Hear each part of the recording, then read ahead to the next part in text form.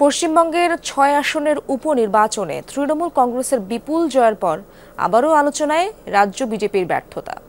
আর জি কর কাণ্ডের মতো নানা ইস্যুতে বিজেপি সহ বিরোধী শিবিরের তোপের মুখে পড়েন মুখ্যমন্ত্রী মমতা ব্যানার্জি।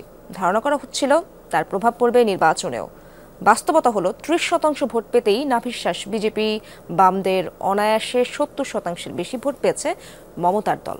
কিন্তু এত বিতর্কের পরও কিভাবে এমন একচেটিয়া জয়, বিভিন্ন মহলে তা নিয়েই চলছে আলোচনা।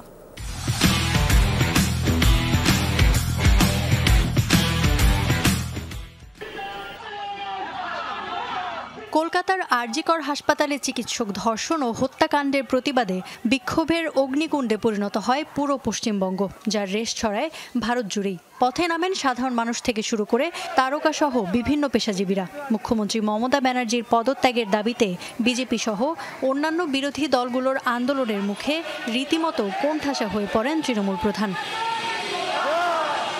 ধারণা করা হচ্ছিল এর প্রভাব পড়বে পশ্চিমবঙ্গের উপনির্বাচনেও, কিন্তু শনিবার ঘোষিত ৬ আসনের উপনির্বাচনের ফলাফলে সবগুলোতেই বিপুল জয় পায় ক্ষমতাসীন তৃণমূল কংগ্রেস। কোচবিহার, উত্তর ২৪ পরগনা সহ বিভিন্ন আসনে ৫০ থেকে ৭৬% পর্যন্ত ভোট পেয়েছে মমতা ব্যানার্জির দল, যেখানে দুই ফ্রন্ট মিলে ৩০% ভোটও পায়নি বিজেপি ও বামরা।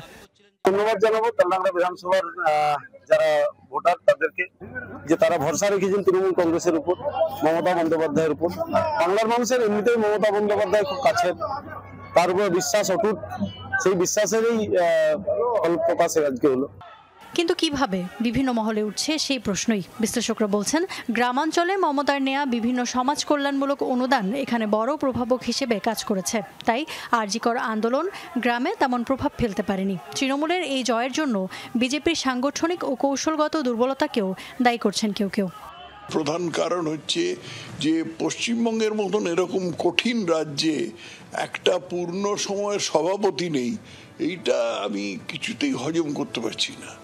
একটা পূর্ণ সময়ের সভাপতি নেই, অমুকের জন্য অমুকটার জন্য অপেক্ষা করছি, তমুকটার জন্য অপেক্ষা করছি, এগুলো কোনোটাই আমার কাছে গ্রহণযোগ্য নয়।